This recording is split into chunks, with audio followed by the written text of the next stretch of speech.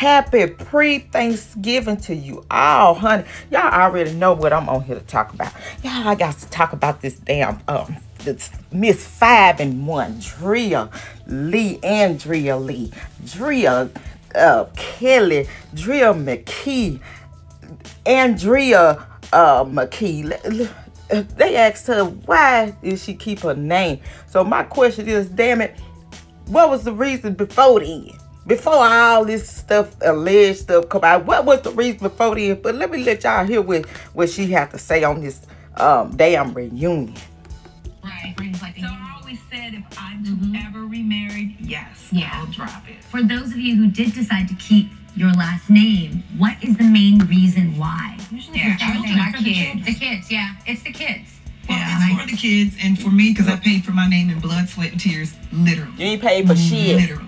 And at the end of the day, people need to realize our last names are not car leases. It's not like at the end of the marriage, give it back. Every woman sitting up here has earned that name because nobody's sitting up here baby mama. Everybody was a wife. That's true. Andrea, for you, I can only imagine the pressure, especially in the last few years with the negative connotation around the name. How have you been handling that? It's very difficult. But I also had to realize that people crucify me for the very thing they're curious about. At the end of the day, if my last name wasn't Kelly, you wouldn't be on Instagram and you wouldn't be looking me up and TMZ wouldn't be calling me. If I was Mrs. Jones on the corner going through the same things, no one would care. So at the end of the day, if Kelly makes 2020 call my phone, if Kelly makes me get on The View and I can talk about domestic violence awareness, I will continue to use this name because the last name Kelly can surely get done. What I do with my last name should be more important than why I kept it. And that's that. Okay, that ain't that. That's that. Okay, did y'all hear that? No, that's the whole thing about it. I spoke to people and, you know, I want to know about her character, you know, people that's close to her, people that was close to Robert. You know, I want to know her character. And Drea always wanted attention, okay? I'm going to go live and I'm going to finish talking about it. But I want to talk about this a little bit and let y'all know I will be going live to talk about this thing here. But Drea always wanted attention. She always wanted to be on the stage. She always wanted that spotlight. So once Drea became wifey and she had to do wifey duties and she wasn't out there on the stage anymore with her ass tooted up, shaking and stuff on that stage with Robert Sylvester Kelly, the brand, R. Kelly, and she wasn't getting that attention and people, them men wasn't looking at her popping her ass and twerking and she had to sit there and wipe nose and asses, baby. She was going crazy. It wasn't anything about Robert mistreating her because she was doing what she wanted to do.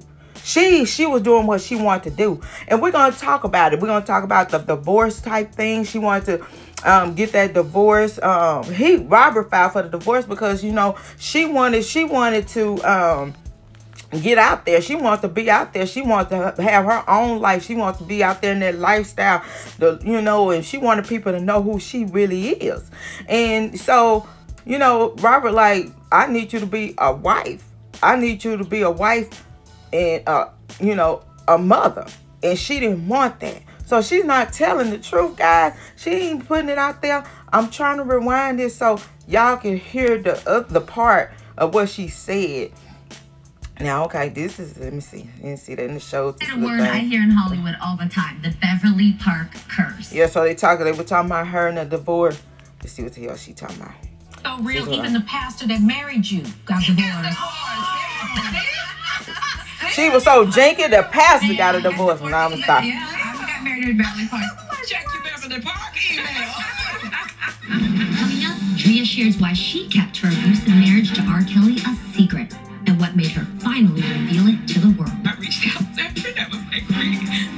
Yeah, and she the only one on this MF and with the crying and you know, kudos to those other women. They could have been talking about Martin Lawrence, drug habits and all this stuff, you know, the bad side of these men, but they kept it cordial and they tried to remember the good things about these men. It only had to been her black ass out there with the bullshit. But I don't forget shit. I don't forget nothing because she used Jerhonda Pace as an excuse on this. So I'm gonna let y'all hear that once I rewind to it. You know, because, you know, that's what we do. You know, I don't want to give it no views and stuff, but, you know, this is what we do. We, you know, look at things and we interpret things, we analyze things, and then we bring it back to you guys. But on this here, she was used once again. You know, they are using the brand Kelly to uplift their, you know, things. Here she goes. Here she goes. Yeah. Now let's hear it. Back with more Hollywood exes reunited. The ladies are together again, and we're catching up on what's new since we last saw them.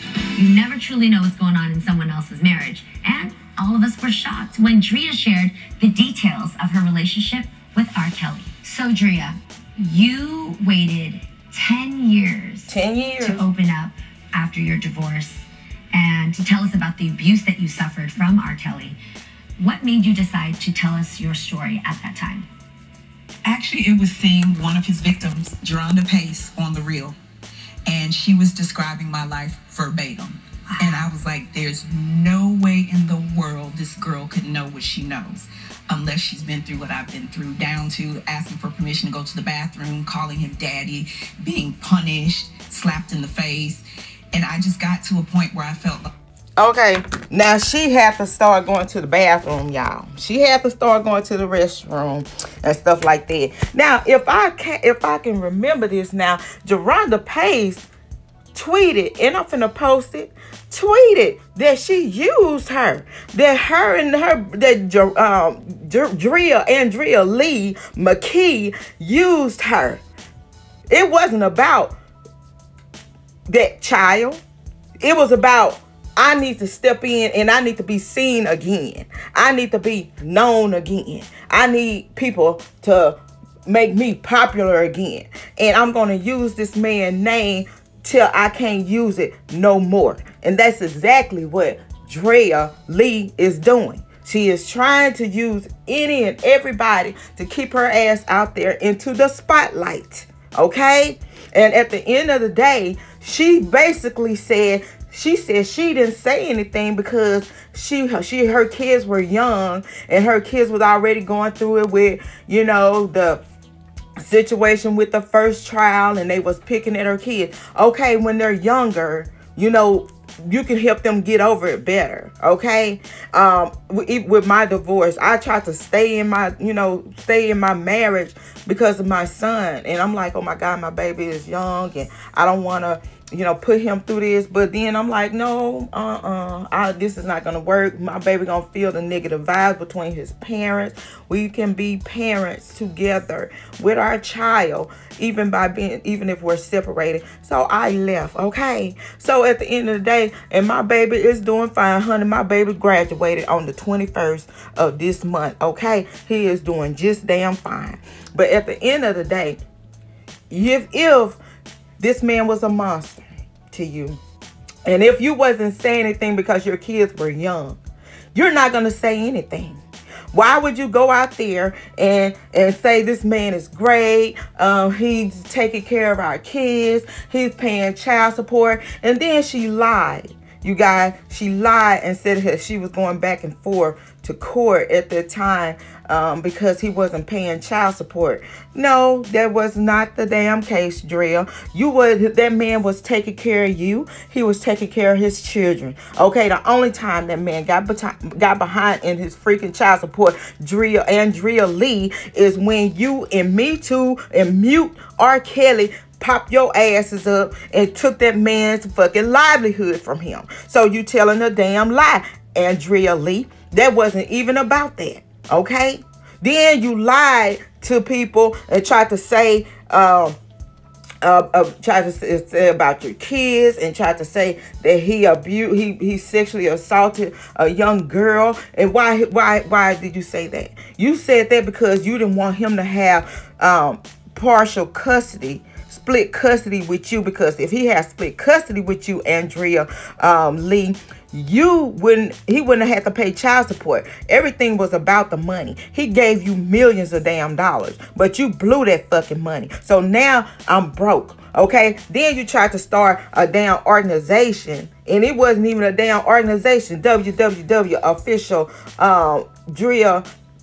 DreaKelly.com, and you said some of the proceeds would go to women and children, you know, if they need to get away, because sometimes they leave without their driver license, or they leave without the kid's birth certificate, and they gotta have this and that. And I was raising money for that. Girl, Me Too used y'all ass and sucked all that money up from you. So the damn website, you know I'm nosy, so I decided to go on the website, and the damn website do not exist, honey.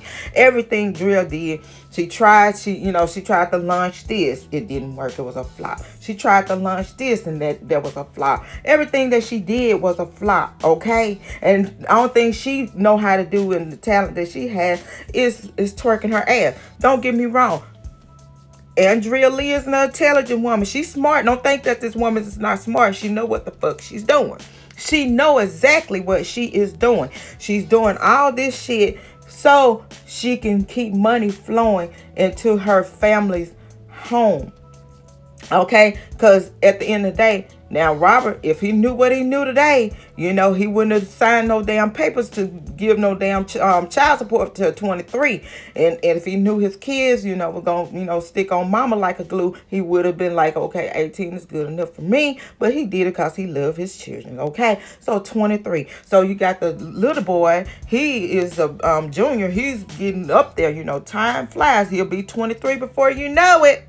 He will be 23 before you know it. So now she see that his money is being sucked up and freeze and stuff. So she's going to go and do whatever she needs to do to try to get this income. And I was looking at the women's facial expressions on him when she was talking like, girl, you on some bullshit. So I was looking at that right there. But I am going to finish this on my live tonight. So y'all make sure y'all tune in. I would say, you know, about 7:30ish or something like that, while everybody preparing their turkey dressing and all that good stuff, because I am not cooking anything. I catered my food, okay? But anyway, Drea Lee, whatever, they use her. Okay, this is gonna be this is a hot topic. But people is like, wait a minute, these people have been dragging this man through the mud for almost over a year or something now. And I am so sick of it. Now we just need to get Drea Lee on here, because see, we want people to, you know, we want some ratings on this damn reunion. Let's see how the ratings go. And I'm gonna tell y'all something. It was boring to me. Okay, the only time I stepped in and watched it, because I was curious, because you know it was R. Kelly's wife. You know I am a supporter and a fan, so let me see about who this woman is. I was very curious. Boring as hell. This show was boring as hell. Okay, it was very boring. And then, you know, they was like, okay, our ratings are dropping, y'all. We're gonna have to cancel the next season. And Drea was like, hey, I got a good damn idea. Let me say that Robert has slapped me. You know, and he did me wrong.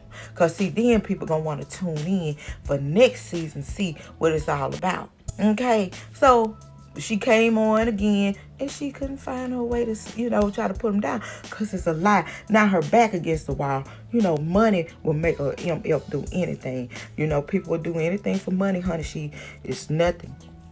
Nothing. You know, she has nothing, you know, going for herself right now.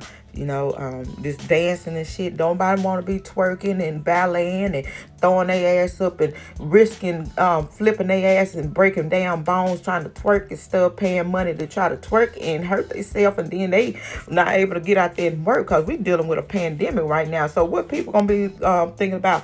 Let me go and pay Drea Lee to show me how to twerk my ass and swing a pole, or do the splits, or, you know, pop, lock it, damn, drop it, and run up on a wall and flip off of it, and then I break my damn big ass and shit, and I can't go to work.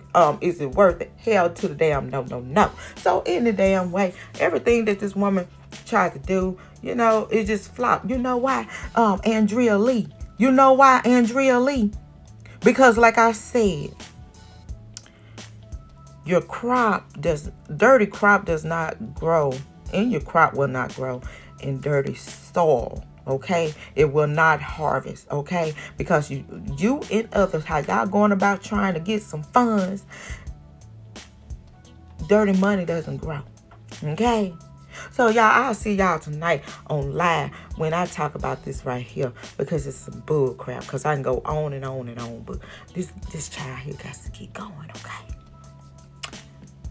Thank you so much. Please like, share, subscribe. And thanks again for tuning in to Texas Black Diamond ENT with Texas Black Diamond, you guys. All you did was get rich out these war crimes. It's a conspiracy. Who's the terrorist? The U.S. government must be the terrorist.